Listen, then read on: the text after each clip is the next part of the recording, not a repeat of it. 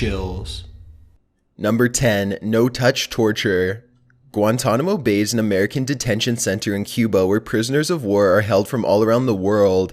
These prisoners here have to routinely go through what's known as no-touch torture, a term that refers to confession methods that do not involve actual physical contact. The end goal is to break down a person's mental state to the point where they can no longer withhold information. This often means driving them insane while doing so. Sleep deprivation is one of the most popular forms of no-touch torture that's used to soften up a target. The temperature constantly switches from freezing cold to boiling hot at random to keep prisoners confused, disoriented, and exhausted as well. At any given time, prisoners are randomly forced from their cramped cell into an interrogation room for questioning. These no-touch torture interrogation sessions can last for a single minute or drag on for days at a time. This is to keep the prisoner in a state of constant fear and uncertainty. Sometimes the interrogator makes threats to torture and kill the prisoner along with their family if they do not confess to being a terrorist, but sometimes they decide to go with a different route entirely. The interrogator may say, for example, that there has been a terrible mistake and that there is no way the prisoner should have been kept here. They may even say that the prisoner's family is waiting to see them in the next room and that they will be released shortly. Of course, this is just a mind game that never results in their actual release. Instead, the no-touch torture continues endlessly until the confession is made. Other interrogation techniques go in a completely opposite direction. It's a common practice for the interrogator to make sexual advances at a detainee, force them to watch pornographic materials involving two men, and hint that they will be molested if they do not confess. According to some accounts, inmates are forced to commit homosexual acts on each other to further break their spirit, as well as any sense of control they felt they had. Dehumanization in general plays a major role at Guantanamo Bay. Prisoners often have to wear headphones at all times. This might not sound so bad at first, but these headphones happen to play constant audio feeds around the clock that are specially designed to drive any normal person insane. Usually these audio loops come in the form of scary voices that either constantly yell or else sarcastically say extremely negative comments. This creates an inner struggle with the prisoner and severely agitates them as they hear the same annoying insults over and over. Loud noises, painful feedback sounds, or even the same song are also repeated over and over again for the same effect. Documents reveal that prisoners have been made to listen to the theme songs for Sesame Street and Barney for days at a time. Even the unbearably annoying jingle from Meow Mix is used. Another popular technique at Guantanamo Bay is to put the prisoner in what's known as stress positions. Here, prisoners are clamped to the floor in ways that bend their arms and legs unnaturally and are left to suffer on their own.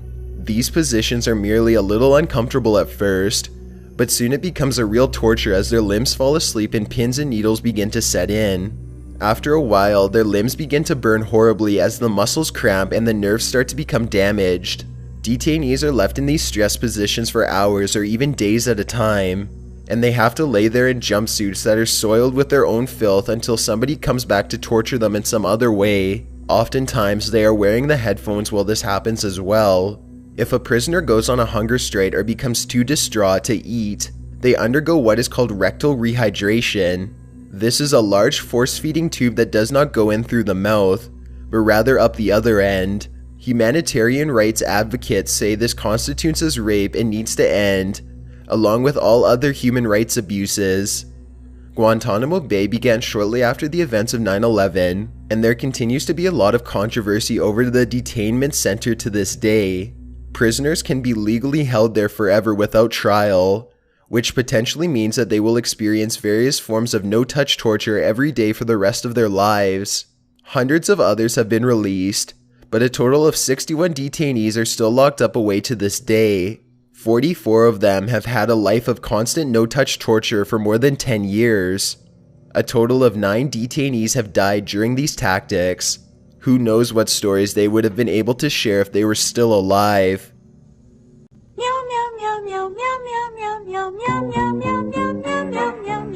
Number 9. Water interrogations. Many confession methods throughout the years have involved the use of water in the worst ways imaginable. In certain times throughout history, victims have been made to ingest an abundance of liquids through a funnel. Then they are forced to make a confession in order to make it all stop. otherwise their insides would have swollen up and burst. Usually this method is performed using water, but sometimes urine and other foul liquids are used in its place. Centuries ago, water interrogations were used in Europe to see if somebody was actually a witch or not. If someone was suspected of witchcraft, villagers would tie stones around the person and throw them into a lake. If they floated to the top, then it would mean that they were a witch in disguise. If they sank to the bottom, however, then it meant that they were innocent. Usually a rope was tied around a person's waist so that they could be pulled back to shore, but not much could be done if the rope was too long, or if the rope broke before they could make it back to land. Somehow, Europe's population never noticed how everyone always seemed to be innocent. They continued to believe in witches for a long time. Chinese water torture is yet another age-old confession technique dating back to centuries ago. For this method, a single drop of water hits a person in the same place on their head non-stop. This is just a little irritating at first, but the sensation soon builds and builds until a person either confesses or goes insane. Each drop begins to feel heavier than the last until it becomes very painful. If it goes on for long enough, some say that it can drill a hole straight through the skin. Of course, waterboarding has become one of the most talked about methods of water-based interrogations in recent years. During a waterboarding procedure, a person is laid down at an angle with a cloth over their face. When water is poured over the cloth, their body spasms and it feels exactly like they are drowning. Number 8. Torture shoes. These large and heavy iron shoes were designed to quickly draw confessions from whoever was unlucky enough to be forced to wear them. Whereas a normal pair of shoes keeps the foot at an even level, these shoes were angled at such a way that a person had to stand uncomfortably on their tiptoes. If they got too tired and tried to put their heels down, gigantic iron spikes in the back of the shoe would stab them in the foot. Other designs did not have any spikes in them, but that they were not flexible at all and also way too tight. Wearing these stiff iron boots quickly became a popular torture that people would say anything to get out of. Number 7. The Herodox Fork. This device was used in Middle Ages to extract confessions without actually killing anyone, though by the time they were through going through it all, many wished they had been. The Herodox Fork was little more than a long bar with sharp prongs on both ends. It was wrapped around the victim's neck using a leather strap. These prongs jab into the person's chest and under their chin at the same time. If they tried to sleep or lower their chin for any other reason, the prongs would painfully poke them back into a straight posture. A person was often made to wear the Herodox Fork for days on end. As the experience dragged on, they became more exhausted and were more likely to make a confession. Number 6. Good Morning Vietnam.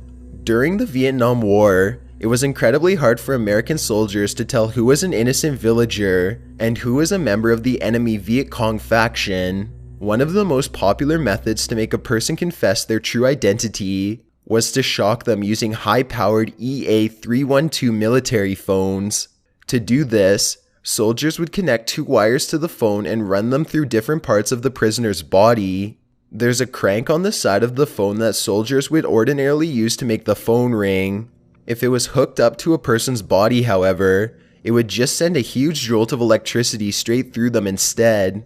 Extremely sensitive areas such as the tongue, nipples, and genitals were typically hooked up and fried. According to one soldier, it was not uncommon to deliver these shocks to another living person for up to 3 or 4 hours at a time. If the Vietnamese captive didn't confess by then, it meant that they were probably innocent. Soldiers jokingly referred to this type of torture as the Bell Telephone Hour, which was the name of a popular musical program in the 50s.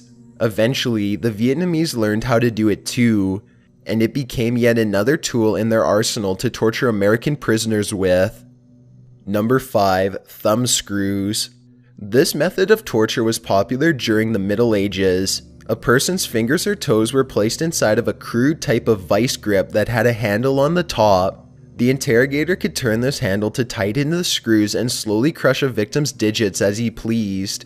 This could be done quickly or else quite slowly over the course of days, weeks, or even months until the confession was made. Eventually, a larger version was developed to pulverize the elbows, knees, and feet. As for the head crusher, All a person could do is scream as their jaws, teeth, and skull are all pushed together and broken at a speed that's far too slow for anyone to withstand. Number 4. Confessions from a dirty rat. This confession method involves using a caged rat in a controlled flame. A rat is put either against a person's stomach, chest, or genitals and quickly covered with a round metal lid. Next, a fire is held up to the lid so that it heats up. As the rat senses the heat, it goes into a panic and begins to bite and claw its way downwards into a victim's flesh so that it can escape. Usually, a person was too busy screaming to get their confession out in time before the rodent had burrowed itself deep inside of them. Another version of this method involves tying a person down and letting starving rats nibble away at their body until they admit whatever it was that they were accused of doing. A third version still has the accused person wear a special iron device on their head. The mask itself was designed to look like a pig's head. Inside the snout of the mask, waiting behind a tiny gate, is a single starving rat. When the gate is lifted, the hungry rat races down the snout into the main chamber of the mask, where it claws and bites at a poor person's face until a proper confession is finally made. Number 3. The iron chair. The medieval chair was covered in spikes that were long enough to dig into the flesh, but short enough to miss vital organs. In fact, the spikes themselves plugged up the wound and kept blood loss to a minimum, so that the victim could be kept alive for longer. From time to time, the torturer would tighten a series of straps that went over a person's hand, chest, and legs.